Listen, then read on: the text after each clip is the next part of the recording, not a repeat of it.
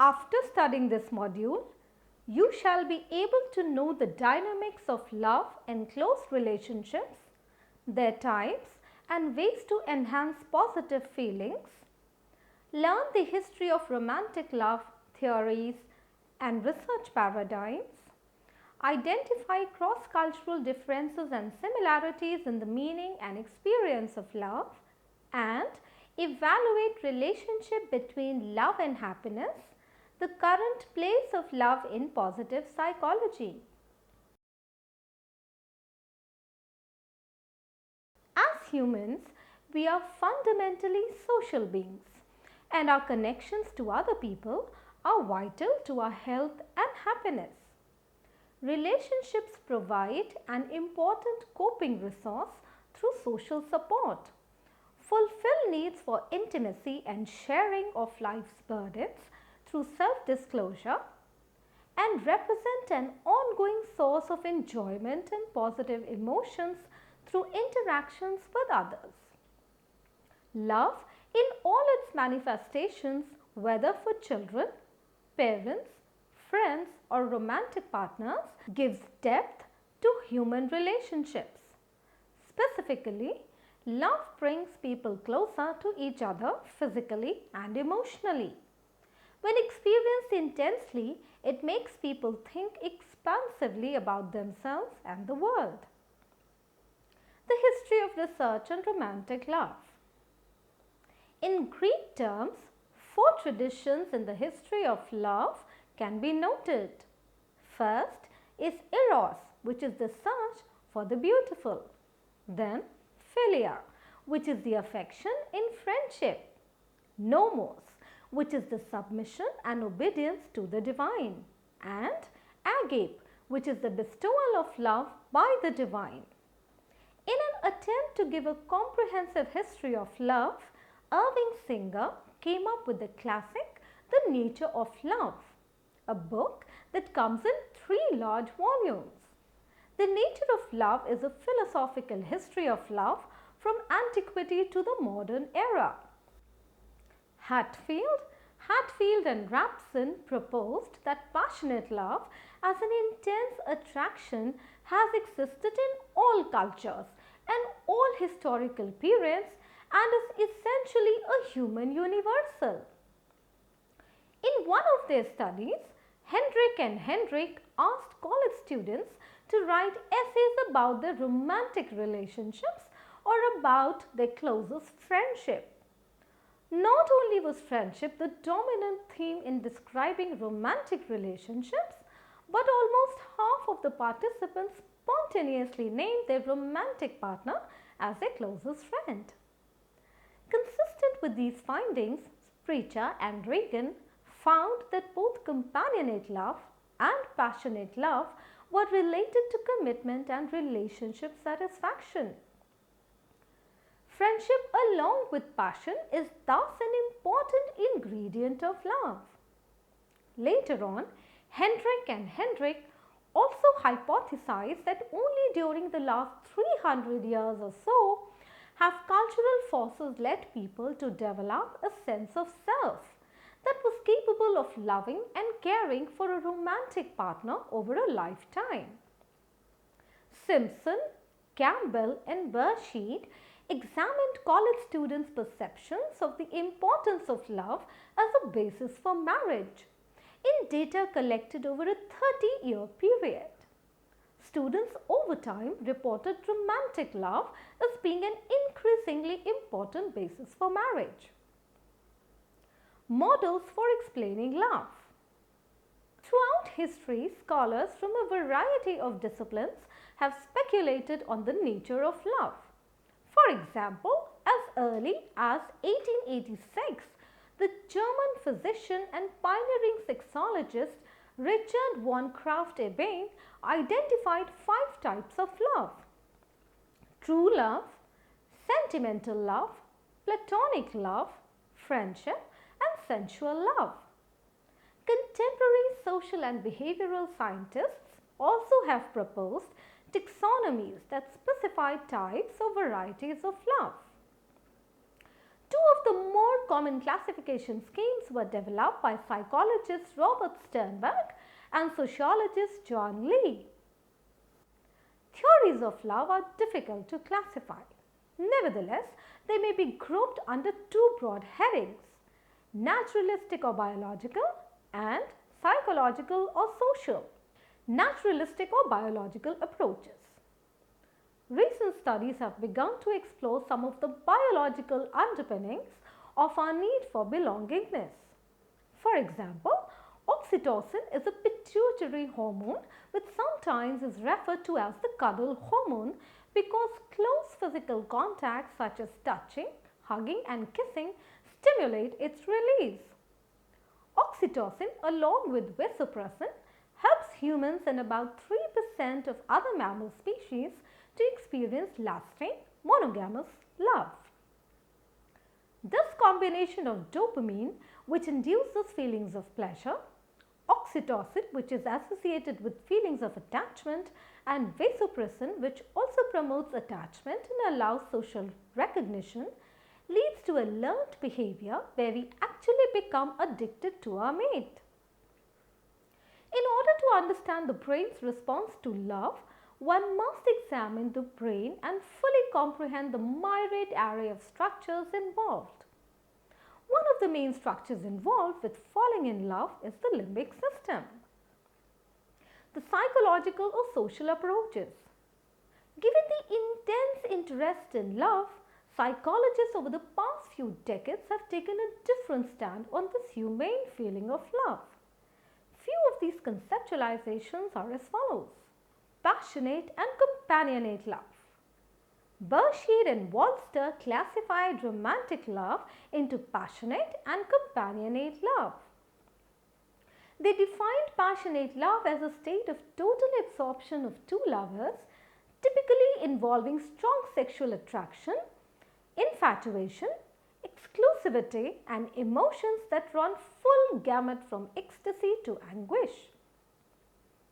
Companionate love, on the other hand, is manifested in a strong bond and an intertwining of lives that brings about feelings of comfort and peace. It is slower developing in comparison to passionate love and also less emotional, calmer, and more serene. The two forms can occur simultaneously or intermittently rather than sequentially, that is, from passionate to companionate. The triangular theory of love. In Sternberg's triangular theory of love, intimacy, passion, and commitment each represent one side of a triangle describing love shared by two people. The intimacy component is primarily emotional or affective in nature and involves feelings of warmth, closeness, and connection in the love relationship.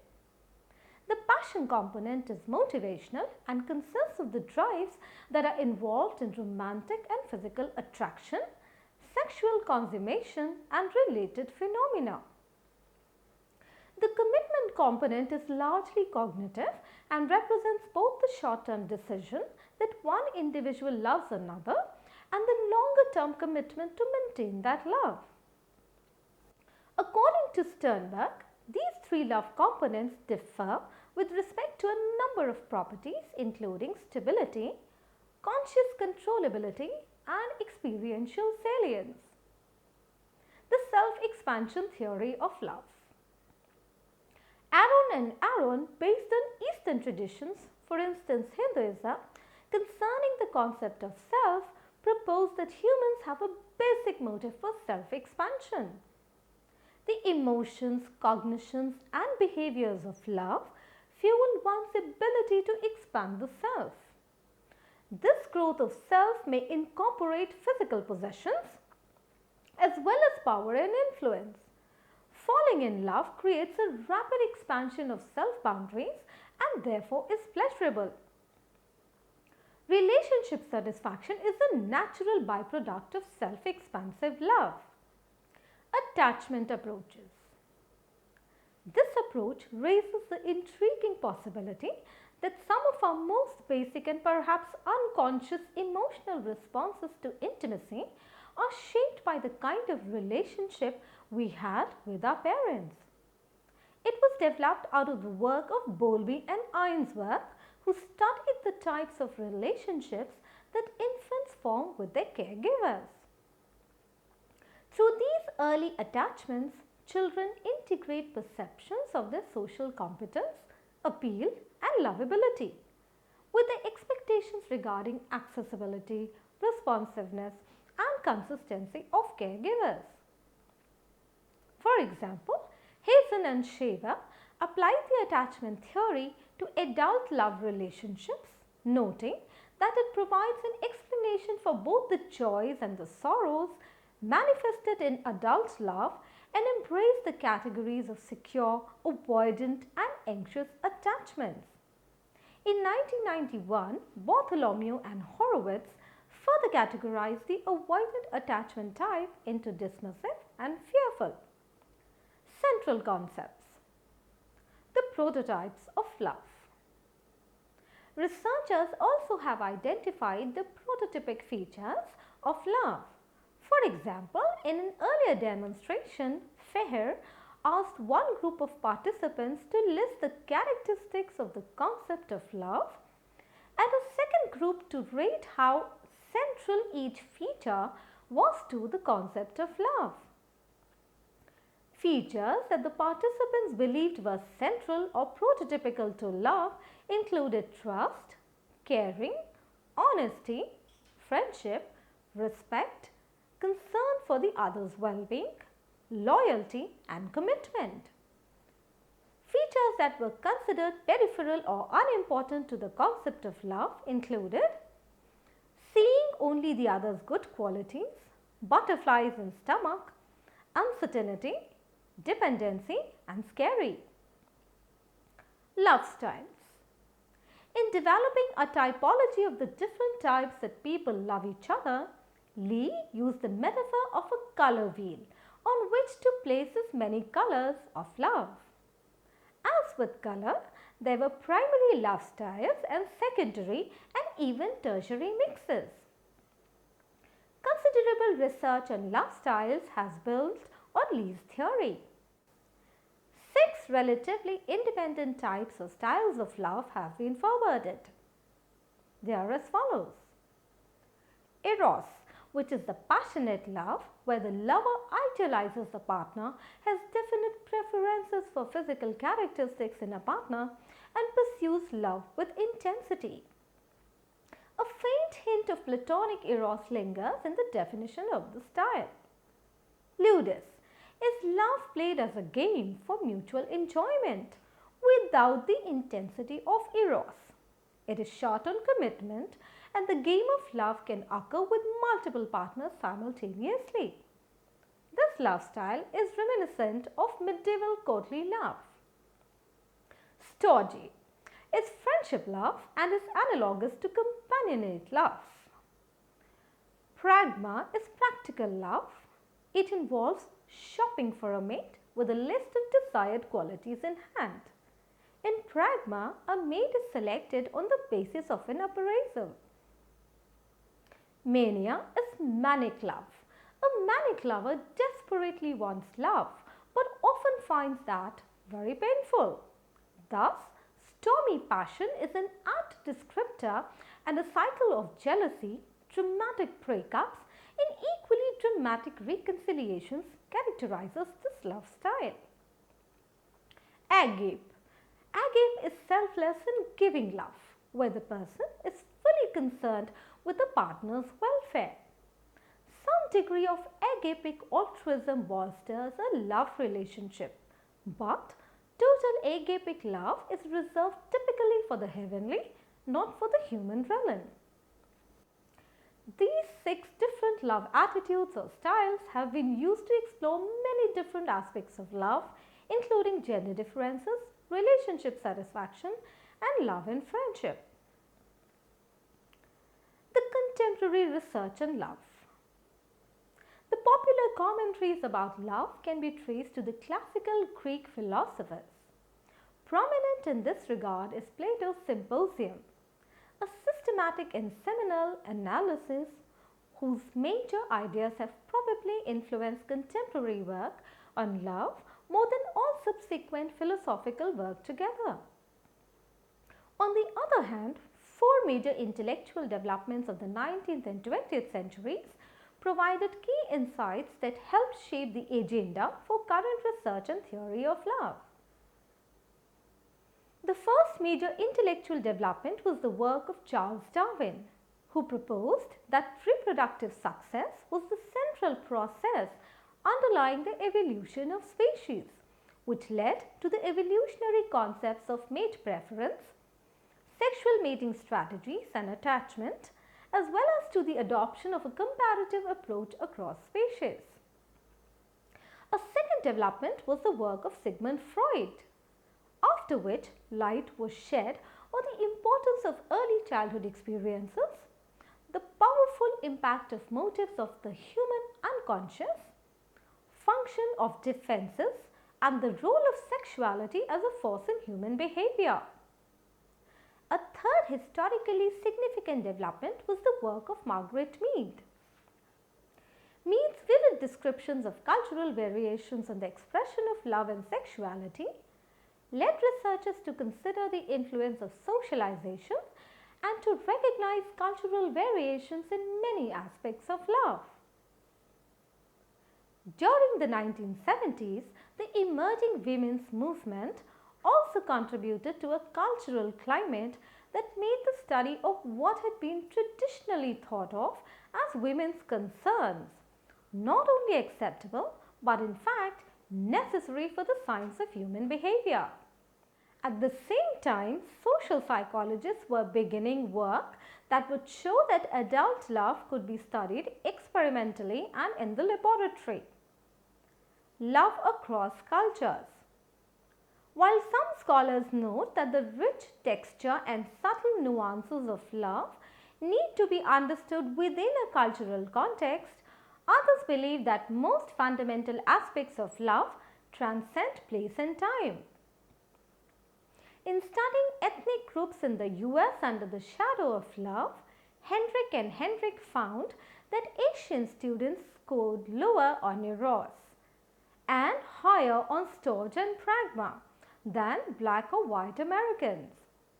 Dion and Dion compared the love styles of ethnically diverse groups of students in Canada and found that Asians scored higher on staunch love than Anglo groups. Love and happiness. Baumeister and Leary have argued persuasively that humans are a group species and thus have a need to belong. Consistent with this thesis, Myers and Dina, in discussing happiness, noted, throughout the Western world, married people of both sexes report more happiness than those never married, divorced, or separated. Flourishing relationships. Positive psychologists working in the area of close relationships have begun to focus on what makes existing relationships flourish. The minding theory of relationships by Harvey A. All describes how closeness in relationships may be enhanced. Minding refers to the reciprocal knowing process involving the non-stop interrelated thoughts, feelings, and behaviors of persons in a relationship. The 5 components of minding are knowing and being known, making relationship enhancing attributions, accepting and respecting, maintaining reciprocity and continuity in minding, interventions to increase love and satisfaction. Positive psychologists specializing in close relationships have proposed various measures to enhance their interpersonal connections. Shelley, Gable and Rees, however, chose to focus on the positive or appetitive processes in relationships. They found that the process of capitalization or telling others about positive events in one's life is associated with personal benefits as well as interpersonal benefits. Responding actively and constructively to good news that your partner shares helps increasing the positive feelings you share. Also, capitalizing on this behavior will make it more likely for your partner to reciprocate and practice the same, thereby boosting the satisfaction levels. Let us now summarize what we have learned in this module. Close relationships differ from casual day-to-day relationships mainly on the basis of the degree of intimacy shared. Romantic love relationships are of the most intimate kinds and most researched. Two main approaches to studying love can be noted: naturalistic or biological and psychological or social. There exist various prototypical features of love in many styles as well. All of these are very measurable by the different types of standardized love tests that are available. Research on love has grown from a rich history from initial focus on evolutionary aspects and is now widely focused on studying the cross-cultural aspects of love. The emotion as such is universal. The minding theory of relationships describes how closeness in relationships may be enhanced. Various interventions and adaptive behavioral methods are available to enhance one's positive feelings in a relationship. Love strongly correlates to happiness and thereby a significant focus in the field of positive psychology is required for this feeling.